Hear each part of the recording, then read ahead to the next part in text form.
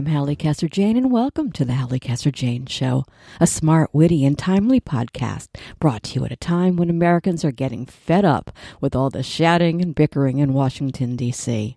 So I, Halli Casser-Jayne, and veteran White House correspondent Matthew Cooper are here to offer you an insightful, engaging journey into the world of politics, always with a smile and dialogue that snap, crackles, and pops. And with our very special guests, we strive to offer a different take on all things politics in our weekly conversations.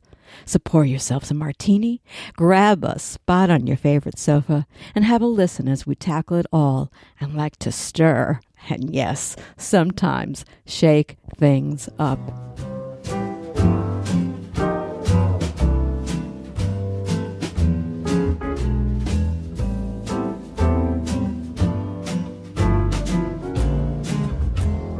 On this episode of the Halli Casser-Jayne Show, it's the State of the Union.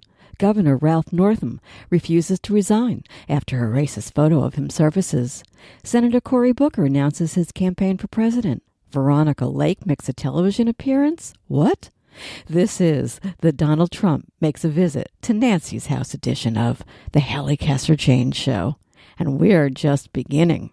Here we go. All right. So, Halli.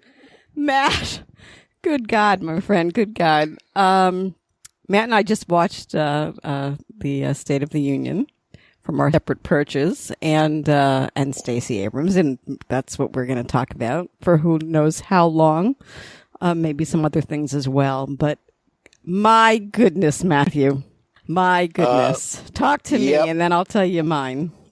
Overall, just first, let's start with what's your overall take on the president. Well, let's just start with the prosaic stuff. I mean, it was sort of poorly written with, the part that'll get the most attention about how we can't have legislation of wars while we have investigations. Oh, absolutely. Was written, ungrammatically and was a mouthful. And the speech was just kind of, it's always hard to deliver a State of the Union address that's eloquent and soaring because you wind up having to do such a laundry list and tick off so many different areas, and so you have awkward segues, and in foreign affairs, this one was particularly gear grinding as you went from, childhood cancer to school choice to, bombing Iran. It was, it was a mess filled with, kind of either ungrammatical lines or prosaic lines.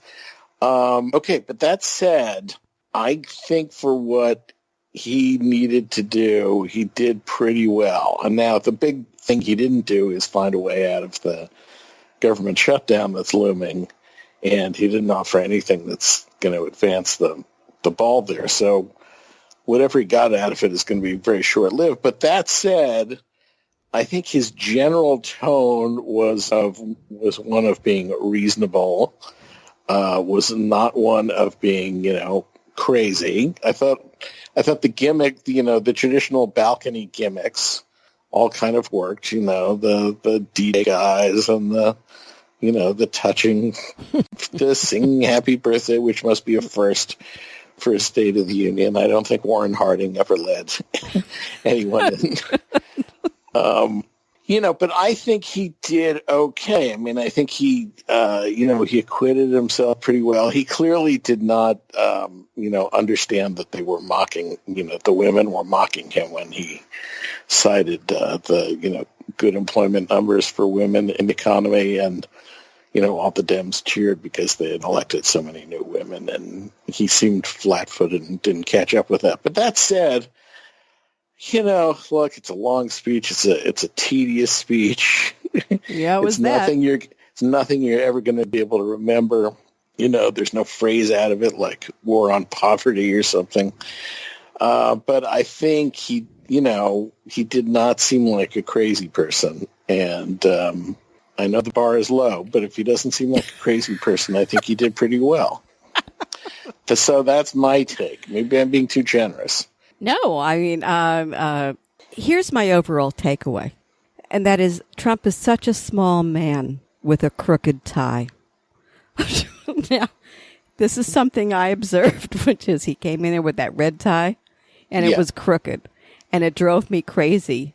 And as the hour and a half, it was, I think I heard somebody say it was the longest State of the Union ever. But and it looked like it was going to be about as long as, and it was about as long as the tie. But it kept shifting to the center. But he's a small man, Matt. And he, for all of the, prosaic, flowery speech that who I don't know who wrote it, but I'm assuming what's his face wrote it. Whatever. For all of that, it wasn't that. but for all of that, let me say this: he couldn't help Diggs. He couldn't stay above the fray. He couldn't be presidential. He would go for a few minutes and then he'd shoot a dig. He'd go for a few more minutes, he'd shoot another dig. Why? He began it with, the kumbaya. Right. Okay. But he couldn't stay there because he is a small man. And that just irritates me. It made me nuts. Now, along the way, there were some things. I did make a couple of notes. You hit the big one, the ridiculous partisan investigation that kind of came out of nowhere, and I have to say, stunned the audience. Right. Why go? And there you go. There's another small man. He should have stayed above it, right? But he plays to a very small-minded crowd, so he is small-minded as well. So that was. Then he goes into that caravan thing. Come on! Stop it. It's crap. Right. It's bull. I'll tell you that right before he spoke, I was on the phone. I was talking to a friend, and I said, "You gonna watch it?" And she said, "Why? He's just going to lie." And that's what he does. He lies his way. He has figures. 1 in 3 women are sexually assaulted on the long journey north. That's not true. There is absolutely no proof of that whatsoever. But he says it, and he says it emphatically, and therefore his small little followers follow their small little leader and believe it. So that irritated. That kind of stuff was, it was making me sick. I'm just going to throw out a couple of things that I said. He did the thing on AIDS, which was hilarious, saying that, he's so against the LBQT thing, and there is Mike Pence, Mr. I hate anybody who's gay on the dais there. And he turned white. The white man turned whiter than white and said, "We're gonna conquer AIDS in the next couple of years, not just here but abroad." Yeah, I don't think so. Really? Yeah, I did. I saw Pence's face. That was in there. It was like he was shocked. But he can't help himself. You got to watch Pence. Pence is interesting. Pence is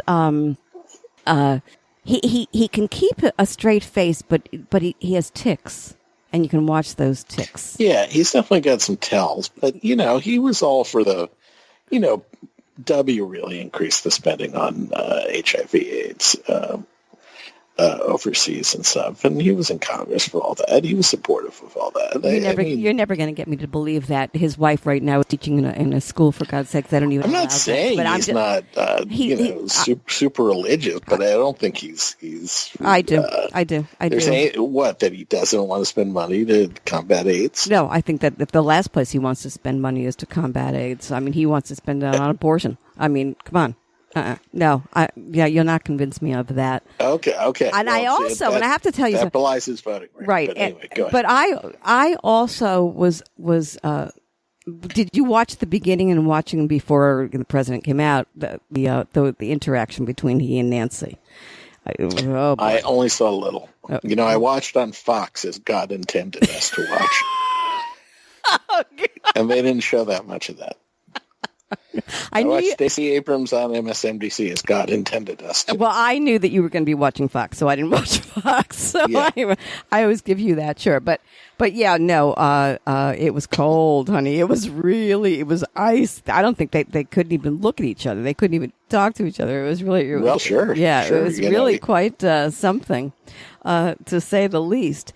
But yeah, I look, these things are all the same.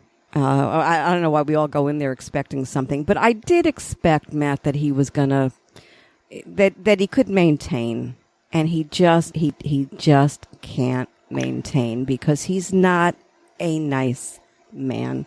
He went after Chuck Schumer too. You saw that part. Chuck, when the camera the camera it plays right to him. So they had the cue go to Chuck Schumer.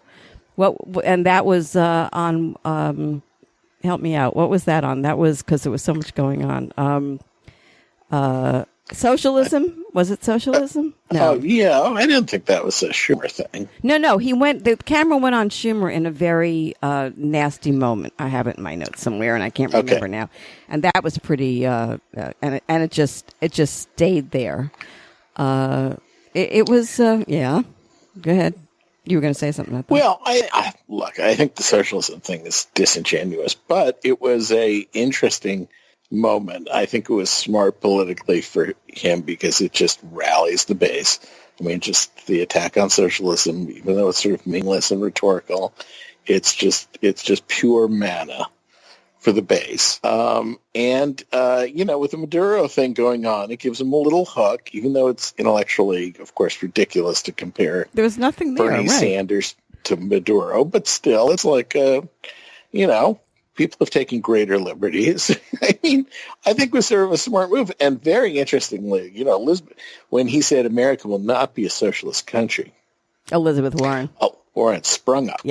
Yeah, I saw that. Yeah. And that's her jam. Yeah, no, I saw that, and I thought that was really, really interesting. The other thing was about the women. Now, we have to talk about that because all the Democratic women, of course, came wearing white to celebrate the 100th anniversary of suffragettes. Right. I didn't see that on the Republican side, but then and the two Republican senator women. I mean, Yeah, no, the Republican ladies did not go with the white. No, and I thought that was poor taste on their parts too, because that could have been something. But of course, I sat there.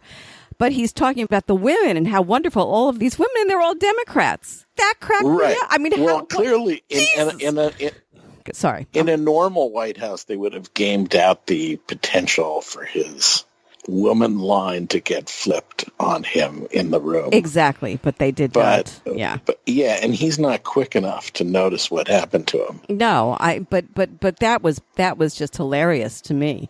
I just thought that was the funniest thing I ever saw in my whole life. And he's gonna be thinking about that. They're gonna tell him about that. He's gonna be thinking about that. He's gonna be reading about that, and he's gonna have himself, just insane. Interesting in the beginning. That Ivanka and Jared were sitting there. She had her hand on his leg. She came looking like Veronica Lake, if anybody remembers. I thought it was a full Veronica Lake. It was like L.A. Confidential. It's like Kim Basinger. Hookers cut to look like movie stars. Red lips, honey. Red lips. I was like, I'm going full red. Yeah, right? This is it for the State of the Union. But she, too, was in black, not white. Last time there was something like that, she donned the white, I think. So, but she got her 2 cents in there with the paid family leave. But really, it's it's yeah. Go ahead. And Jared got the criminal justice. And, right. Isn't he an odd duck, by the way? He's Quack, quack. He looks like he's attending the reading of a will or something. Or a synagogue. Honest to God, he's an odd. First of all, he doesn't have any light or any expression in his face. No. He's dead. Dead face. There are very few people in life who have dead face. He is dead-faced. There's a slight air of superiority and condescension. A slight? That, ill-deserved that crosses his face. But slight? Could they have found some white criminals? I love, all the... good point. Excellent. All the criminals are these... Excellent. But it was a white cop who came and saved the day. Right. Right? How many white cops are there around, there? Yeah. But, it wasn't a bad set. I mean, it was pretty good set of choices for the... that little girl. For the heroes gallery. Yeah, the little girl with the brain cancer. The girl killed me. She killed me, and she looked adorable. And he did. Buzz Aldrin. Yeah, no, they did good on that. I'll give them that. But I don't think that had a thing to do with Trump. That's the thing. I mean, that, although he does have this passion for space, which I share, so that's a good thing. But the rest of it was, I think they may have there may have been too much because, you can go I'm not talking about, the gallery people, but I'm talking in terms of he wanted to tackle, this and infrastructure and this. Everything kind of blended together. It was kind of... Well, yeah, it's a laundry list. And, and he wasn't able to well delineate that laundry. No, it wasn't. There was no kind of unifying theme. And, but I think overall, the thing to remember is that, very few people see him... very few people watch politicians for any length of time, and they don't see the president speaking for 30, 40 minutes. Now, that happens more now than it used to happen pre-YouTube and stuff. But for a lot of people, this is their big, long exposure to the guy. And, as bad as he was by normal standards, he was pretty good by his standards. Well, okay. All right. The other line that just knocked my socks off.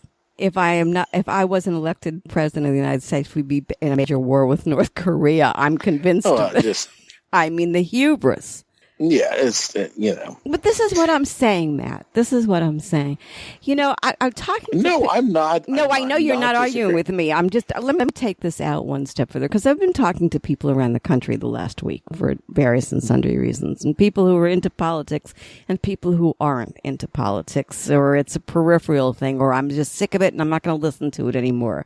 Yada, yada, yada, yada, yada.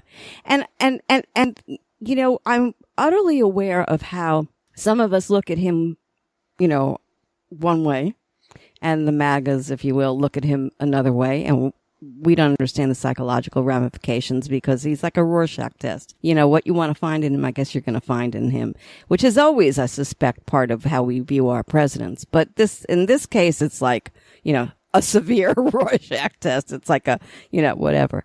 But I think the thing is that when it comes down to it, now I am actually starting to hear from people from the other side also say he is a small man. He is not presidential. He is dividing us. He is divisive.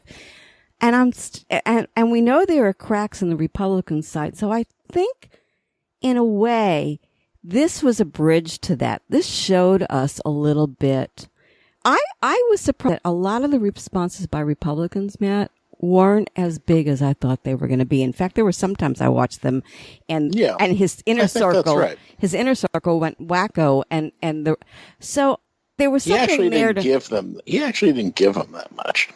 Which ones? He didn't give his base. I mean, he gave them rhetorically like the socialism thing and abortion. The late term abortion, which is a standard, but he didn't really give them like a big offer of a new round of tax cuts or something to really get their blood going. Right.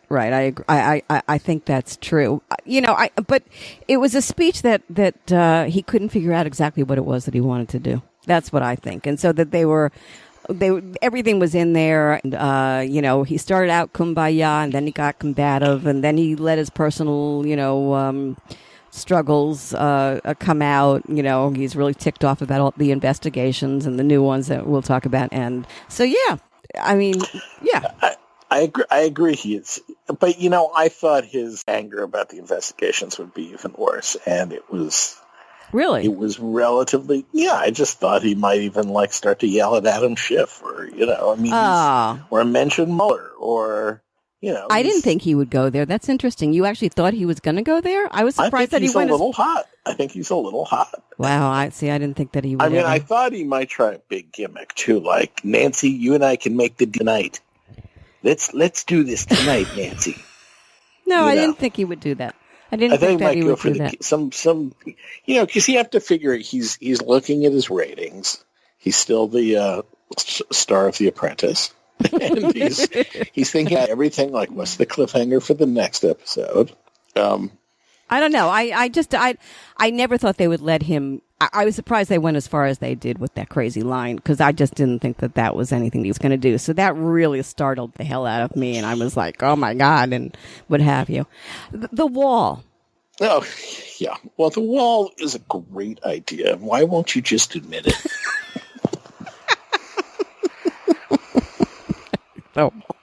The damn wall. I didn't even think he did a great job on the wall. What about, all right, we could go. The problem with the wall is we don't have a way out of the shutdown that's looming. That's one problem with the wall. Yeah, but he's never had a good explanation for the wall because it's a stupid idea. No, of course it's a stupid idea, and it was a stupid idea from the beginning. But he stuck with the idea, and there he is. And I don't know what happens to him next with that because she's not going to give him the money for the wall. She's not. So let's talk Nancy Pelosi. You watched her. What'd you think of her? I think the Democrats' best candidate is sitting there staring them in the face. I mean, she's really the one who should run. I agree. Against him, she's up tonight for him. He's powerless. He doesn't know what to do with her. I absolutely agree. But, I think I cannot believe so many politicians and pundits were ready to, defenestrate her 3 months ago. I think the whole shtick with the reading the speech on the papers was hysterical. I mean, it was like... I like to watch her mouth. I'm trying to make sense. She only rolled her eyes once, and she tried not to. She showed good restraint. She was really well restrained, and she clapped and she stood occasionally and whatever. But socialism in America line. But like when you watch Pence and you see the little tick on the cheek, he ticks. His cheek ticks. He's a scary guy. I'm sorry. He's wound tight. There's no question. He's wound tight, but he's. I don't like him. I don't like him. I did not see that coming. I really don't like him. I really think that behind a lot of this is Mike Pence sitting there, sitting on the throne. Whatever. But he has ticks, as I said.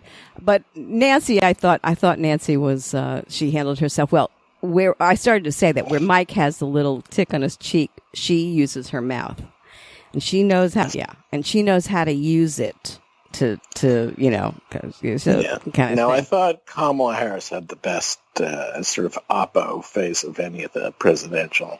Oh, really? Wannabes. Yeah, I think slightly condescending, slightly bemused. Mm-hmm. I thought she gives good cutaway. Yeah, I thought it was a good cutaway. Well, she has a really interesting face besides. She's a very attractive woman. Clearly, number one. And she does mask. But she, like Nancy, she is in a way like Nancy because she can sparkle her eyes and she can sparkle her smile and she knows how to play that. And that's why she's good at what she does. The rest of them, Kirsten Gillibrand, I think, is going nowhere. It's hard to see. Yeah, she can't. You compare her to Kamala, and there's. I mean, maybe when she gets out to Iowa and overalls and stuff. Yeah, she's better. She's got. What works against her? Her voice. She has a little Marilyn Monroe kind of voice. Yeah, I mean, I don't think this story is going to be a good one. Well, she's also carrying that, and which I think is going to come up again. She's got the baggage of Franken. She's Annie Oakley on guns. She's going nowhere fast. She's breaking on my. We haven't gotten to the tobacco lawyer. No, right, of course. I mean, there's all this stuff with her that's just so strange. But I'm looking. Breaking news: Klobuchar will announce her decision on Sunday. I see that on the TV. She could be formidable. Should we talk about Miss Stacey Abrams and what do you think of that? I think it was really a great response. These are hard to do because you don't really have time to respond to the speech. You have to just go with what you go with. The best ones have sort of weaved biography and message. And so Jim Webb, the former senator from Virginia, did a great one attacking George W. Bush on the war in Iraq. Webb having been Secretary of the Navy under Ronald Reagan before becoming a Democrat. That was one of the better ones. But this one was even better. I think the weave of kind of personal biography while making larger points, about, and sort of touching all the kind of, buttons that would make people feel comfortable with her. in terms of faith and being a small business owner and being, hardworking parents and all that stuff. I think she did a very, very good job. And the setting was good. There was no effort to sort of make it look too cozy or too, it wasn't weird like the Chuck and Nancy response. Right. Oh, boy, that was memorably bad. I mean, that was loopy. So, I think she did a very good job. And, you know why she's such a star in the party. I just think she just really did a great weave of different stuff. And, I thought it was a very impressive job. She's magical. She's the twinkle in her eye. She's smile on her face. She's a very positive person, lots of energy, and warm and inviting kind of personality. So I think that worked for her. I think what she said worked for her.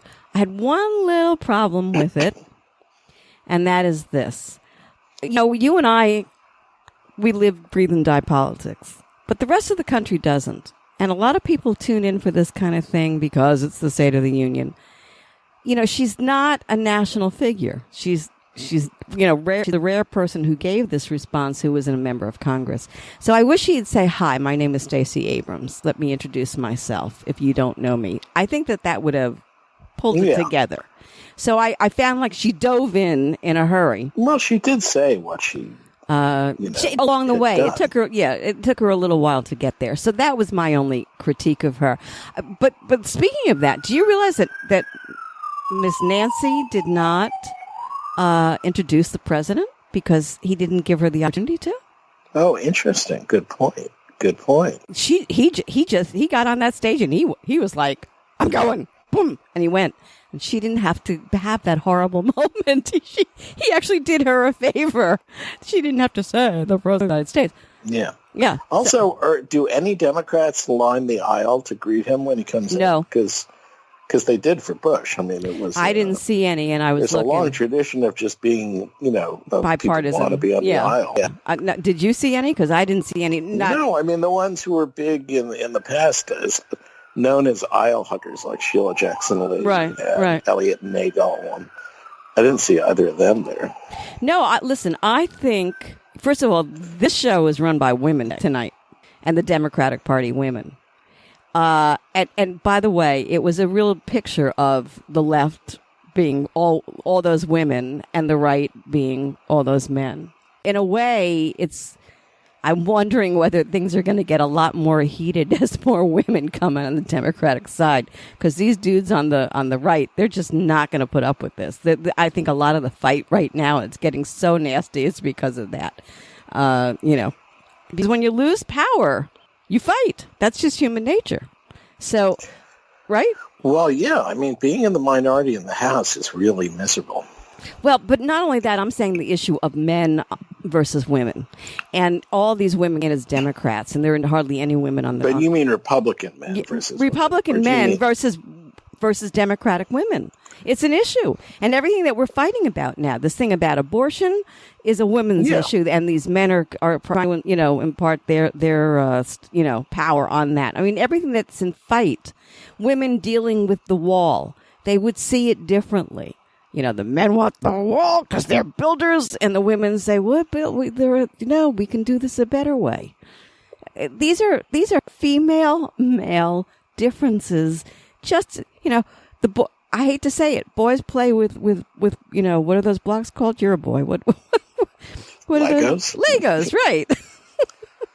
I think girls use Legos now. Well, a little, but not. But point made. I get your point. There's something. So something's going on. So I, that was at play in all of this. And in fact, when you were looking at the camera on the Democratic side, it wasn't going to the men who it always went to, the big male leaders. Schumer, I think, got that one camera shot.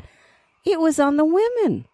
Women were in control of the whole chamber. It was to behold, except for those two on the left, on the right, meaning on the left. I'm looking at my screen, but I mean the two Republican women who were sitting there just kind of basically dumbfounded, I think, by what was going on. And I'm talking about Collins and what's her name from Tennessee? Blackburn. Yeah. Blackburn, who, some might question whether she's a woman, but that's going to get me in trouble for saying that. Stop. But I couldn't resist. Oh, my God. I'm the worst. I am. I'm terrible. Don't you? Hey, it's been a long day. But I'm bad anyway. You were listening to the Halli Casser-Jayne Show. The Halli Casser-Jayne Show posts new podcasts Wednesdays, 3 p.m. Eastern at HalliCasserJayne.com and is available wherever you listen to your podcasts. Be sure to find us on Google Podcasts, Spotify, Apple Podcasts, Stitcher, TuneIn, on all your favorite apps. You can find the Halli Casser-Jayne Show on your Alexa device, too. Just say the Halli Casser-Jayne Show.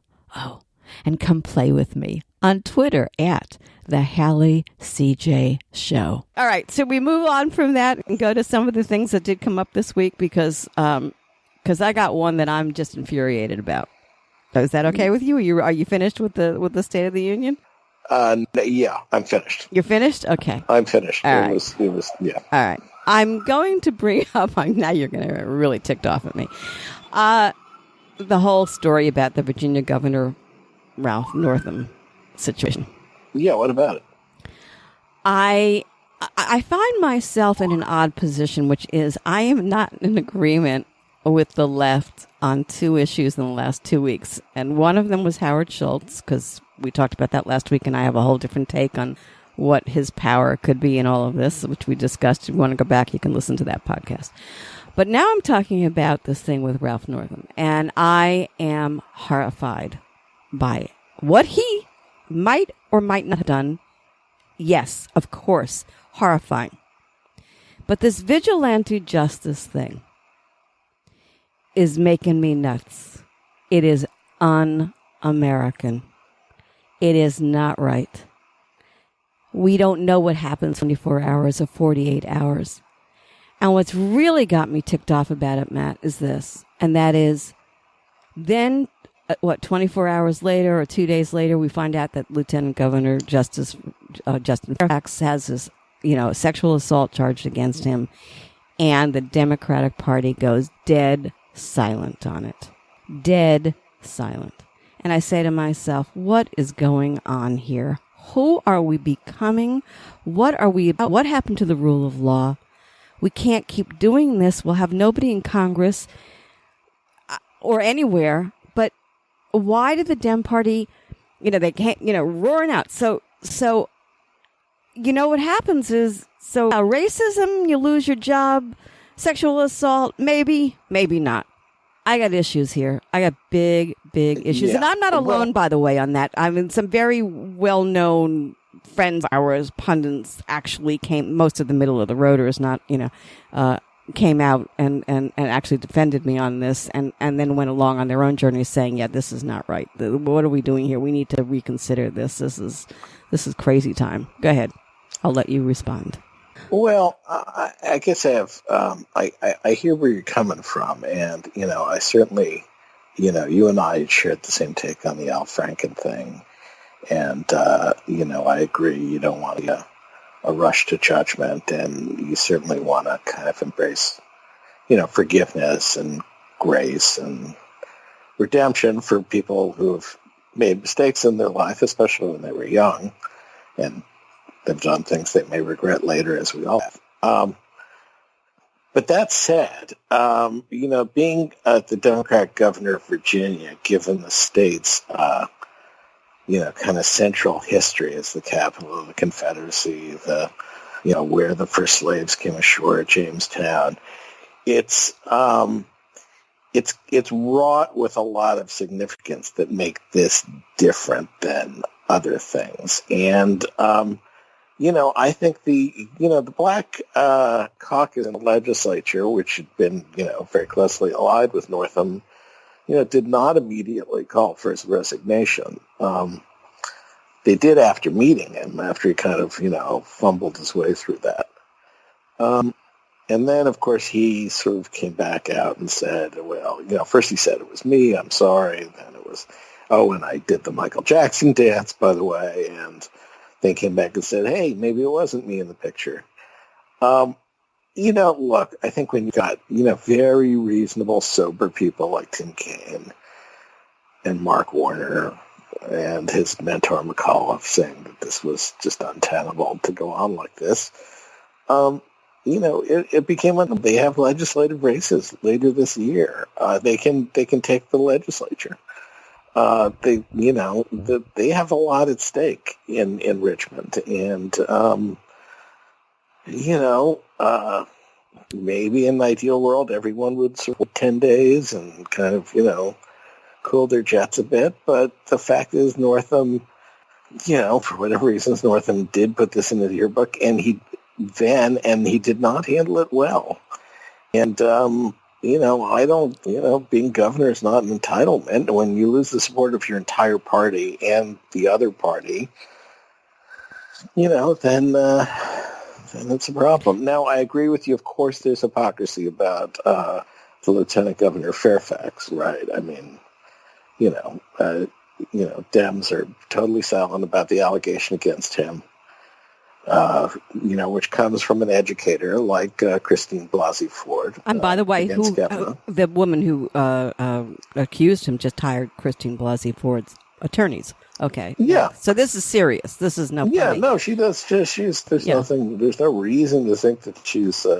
No, not only that, it's not a new story. No story. It just wasn't. It wasn't played out. Look, and then now Dems, after trying to push Northam out, they're silent on Northam right now too. By the way, they've gone silent because they don't know what to do. As with Franken, you have to wonder about the genesis of the story, right? Because with Franken, it was a Republican. Came out of this Roger Stone and ally and whatnot. So, and here it came from a right-wing website. So.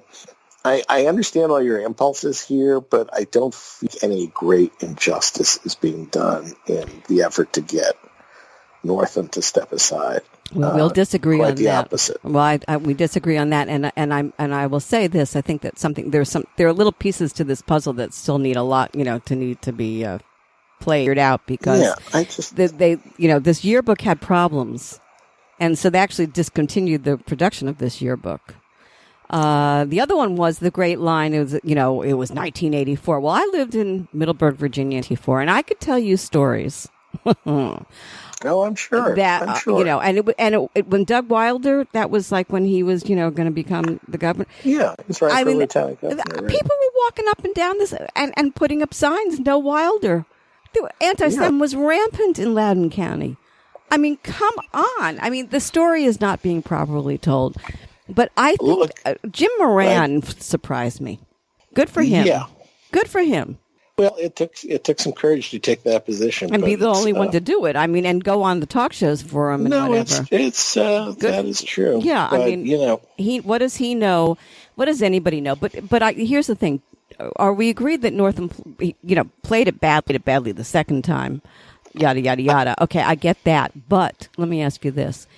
It's implausible to me that you would think, oh, yeah, that's me in that picture. I apologize. And then you would think, wait, I wasn't dressed in the Klan. It's just one of, No, I'm not sure. No, I think you can get railroaded and get freaked and your team can just say, okay, and let's get it past us and let's try that.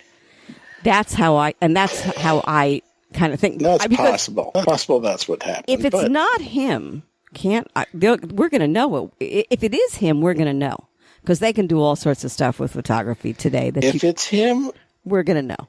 If in those bad. Pictures, and then if it's not him, but somehow he chose to put it in his page, that's pretty weird. Well, the guy who was the yearbook guy was on TV yesterday or the day before. I think it was yesterday, and his answer was they put them in envelopes and they sent them in, and he said, and remember what you did back in the day. By the way, this was not electronics. This was cutting and pasting. Yeah. And there are other incidences in that yearbook where the wrong picture wound up on the wrong page. So, hello.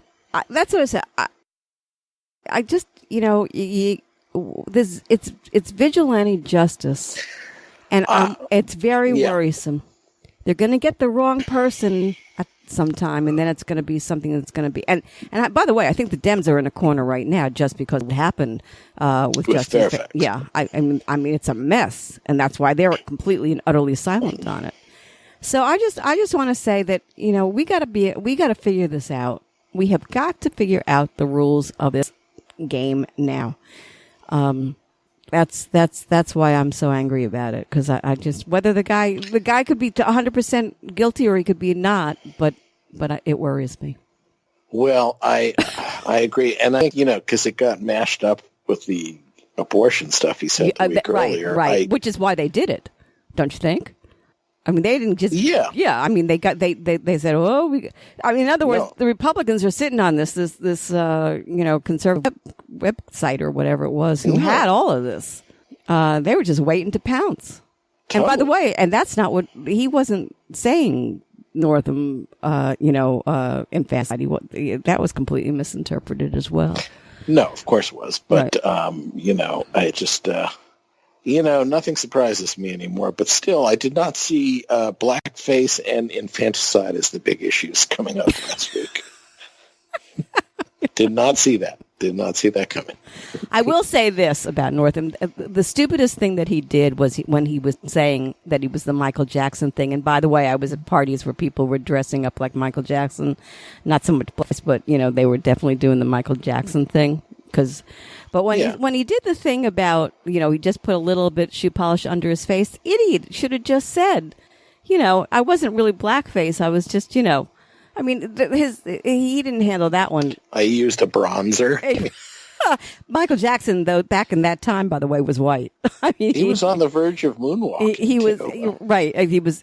But that shows how what a mess he was, and how scared he was, and how freaked out he was, and how he probably had to sleep, and he wasn't thinking, and he was an automatic pilot. It wasn't his best moment, that's for sure. But sometimes you just have to.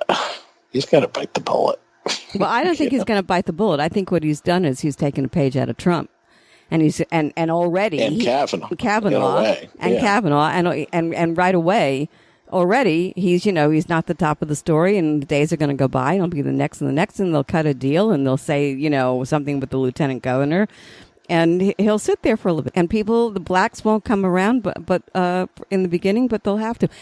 That was the other thing. Is I was watching when it broke, the story. It was like last Saturday, I think, and I was watching Joy Reid's show, and I'll tell you what, they didn't help themselves either. The black pundits, they were rabid, and yes, I feel, of course, but well, of course, Joy Reid with her past comments. It was completely unnight, and it was insane, and I think it's been rabid ever since on that part. So, Well, yeah, I know these. This is not just anything. It's the Klan. It's blackface. It's Virginia. It's a year after Charlottesville. It's a time when the state's going through all this stuff about the damn statues. It's kind of, feelings are kind of raw. Well, that I agree with. Let me ask you this question, though. This wasn't him telling an off-color joke, or wasn't him, this was something from 35 years ago, and see, that's the other thing. This is where I was going to go with you, so let me go there, okay? Okay. What? All right. Yeah. Just hear me on this. I hear you. There's still our generation, okay? Guess what? There were a lot of bigots, and there still are a lot of bigots, because that was part of the world that we all grew up in. You and I grew up, in North, right. So we didn't have the same kind of stuff. And this is just the way it is if you come out of Virginia or if you come out of North Carolina. But it's not how Ralph Northam, who won enthusiastic black support, has presented himself. And so... Well, I think he presented himself as he feels he is today. Yeah, well, I and he's done a lot of good for the blacks already in his short time in office. Look, that's the problem. That's a problem. This kind of racism stuff is going to come up in a lot of people's past. But I think you're still under appreciating how raw this particular issue is in Virginia. If this had, different state, different kind of governor, a different time, maybe a little more survivable. It's just too hot right now. It's just one of those things. It's just too. But I think that's a political and a political point of view. I don't think the people of Virginia feel, in fact, I'm sure that they don't, because polls have shown that it's not quite the same with the people versus the politicians. So listen, it's complex. I'm glad we're talking. I'm glad we're talking about it because it needs to be talked about. No, I appreciate where you're coming from. Yeah, and I needed to. I'm not down on you. About no, I know you're not. I know you're not. And it's good because you and we can go back and forth on this because I think it's a conversation that should be had at kitchen tables right now. Where like Tim Kaine and company are coming from. Well, they're politicians too, though. So they all want to look. They all want to survive, but sometimes you just have to, Well, he didn't. Tim Kaine and all those guys. It didn't come against him until the second time he came out. So, well, they were trying to shun the exit gently, you know. So, but that's politics, and you've been in that world in so deep. I tell you, on the other side of it, outside of it, it's different. People don't look at it exactly the same, which is why. But I think it was tough for these black legislators. I mean, I'm not talking about the pundit class, but the state delegates and senators who've been dealing with Northam, who've known him for years, like him. He's helped him get elected, This could be a teachable moment, darling. I think for them, the teachable is he has to go. No, that's not necessarily teachable. I think to me, that was, I'm glad that you brought that up because I think is if he stays in, he might be able to fix more about this staying in and working with the black legislators, et cetera, which is something that would be new. Because he's going to need an extraordinary, plan for how he conducts himself in the next year, which he's shown no sign of doing. Well, I don't know. I think that's why he's off and he's thinking right now, and maybe he's going to try to come up with something. Because wouldn't that be extraordinary if they could deal together and say, all right, this is going to be something this session we're going to work on, this team of whites and blacks in Virginia, because of this, we're going to fix this instead of saying, no, let's just excise the cancer. And then it goes away until the next time it crops up. In general, I don't like the idea of people having to be disappeared when they make a mistake. It's Kathy Griffin or... Right, it's horrible. It's hard. It doesn't help. I don't know, or the... Jeffrey Lord or whoever, on left and right. Wait a minute, you're going to put Jeffrey Lord. I refuse to let you put Jeffrey Lord on the same sentence. I love him to death. I call him... Kathy Griffin's kind of an idiot, but I didn't think... Well, I call Jeffrey Lord, who I deal with, I call him the man with the great white hair. My only point is I just think, people sort of get banned. I agree. Yeah. And I don't think that's necessarily serving it. All right. We can beat this to death. We're over. Right. We're done. All right. So let's just go to the next thing, which is, there are a lot of next things, but it looks like the Southern District of New York is going to put Mr. Trump in jail the day that he leaves the White House. Oh, well, jeez. I think there are a couple of steps between here and there. But. Oh boy, they're not there. Look, they are out for blood. I mean, that they made this announcement yesterday, just before the State of the Union, to get some of the noise off the State of the Union. These guys were thinking, believe me, the inaugural committee. Oh my God, and going after Trump Inc. I mean, this is they got two men singing. Well, then they got Cohen and they've got Weisselhoff. Everybody and not Mike, the other one, Mike Flynn's partner. They're all singing like it's like, whoa, we're having a party. This is what he needs to be afraid of. I don't know what the hell is going to come out of the Mueller investigation. I hesitate to think that he doesn't have much other than what he did already. But if I were Trump, I'd be not happy with SDNY. No, look, I mean, clearly is, even before the Trump era, has always had a reputation for being aggressive and having a big appetite for cases, sometimes called the Sovereign District of New York because it's kind of a office unto itself. And they're taking these things that Mueller has referred to him quite seriously. And look, they've got Rick Gates, who was the deputy campaign manager. That's what I was thinking about, yeah. The head of the inaugural committee, I think, or one of the leaders on the inaugural. Yeah. So he's kind of their guide. He's talking to them. And now they're going to, pursue it. And, there's certainly statutes that govern how that money can be used and whatnot. So, they're going to pursue it. And, but I mean, I think for Trump, the clear and present danger is still Mueller and not. Well, that's the current, but current. That's the current. But I don't know. I have mixed feelings about this Mueller thing. I'm not sure. What do you think about the Mueller? I mean, Grassley said because they all know so well that Mueller's going to come down in this month. People keep saying he's almost done, but and then I he don't keeps putting new indictments in and he just I indicted Stone. He wants to flip Stone if he can. I don't get it. But what was Grassley up to? Look, I don't know. I think there's been a lot of that. Grassley is dyspeptic. Oh, scary. He's just a mean old man. I'm glad he's not my grandfather. I wouldn't believe anything he said, to be honest. Within a month, if we see Mueller it. could be this month or he could be in 6 months. I think the only thing Mueller wants to do is be sure he gets it out of the way. And he wants to get it right. He wants to get it right. He wants to get it right, but I don't think he wants it dragging into the election year. Right. But he says, Grassley's quote was, within a month, if we see it. Well, yeah, okay, whatever. That's the game. I don't know. I think the real who has the most legal exposure, and I don't know. I was talking to one Republican lawyer who's close to people in all this, and he thought Jared had done a very good job insulating himself. That he's in pretty good shape legally, and that Junior is not. Yeah, Junior's the one. Junior's had weak representation and has been careless and shocker. Yeah, it's going to be interesting to see. But look, if he doesn't get conspiracy, look, at this point the standard is, it's so high. Has gotten everyone ginned up. Yeah. So it's a dangerous game for Democrats, particularly before.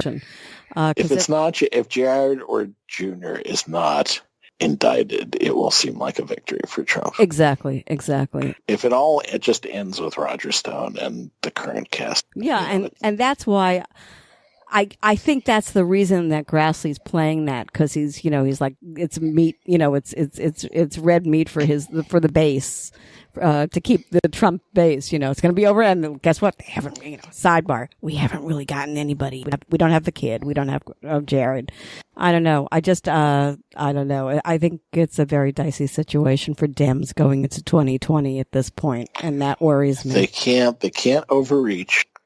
And they can't underreach. It's a balancing act. Well, but I'm just saying that if it comes down and he comes back and he says there's no conspiracy and this is as far as we got with Stone, playing games, and some lowly people who were disgusting in the Trump campaign did work with Stone and whatever, but the president had absolutely nothing to do with it.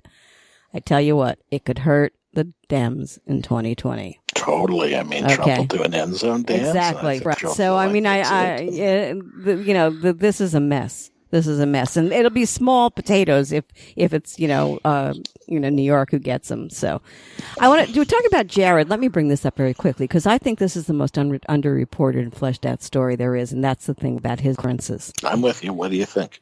I don't understand why aren't reporters going crazy over this and digging into this, because this is obviously not a good thing that happened. First he got the clearance because Trump hired somebody who was told give him the clearance, even though they knew that he couldn't get the clearance because he had too many, and he's got the clearance. So what in the world? I mean, this is huge to me because this is major, and no reporters are handling it. It was a glitch. No, I agree. And then they seem to have cracked down on the person who balked at giving him the clearance. Right, rather than look, they've been very sloppy princes. But the president of the United States talks on an unsecure phone. No, I understand, but this is big. Very interesting times we live in. That's all I have to say. It is. All right, it's been a long night. Did I forget anything? Is there anything else you wanted to add? We covered a lot of ground. Did you want to tell me how much you love me? And I'm your best friend in the world, and that always you live for your Tuesday nights. I think it's going to be Wednesday morning very soon. So it already is, actually. Right, get some sleep. All right, sweetie.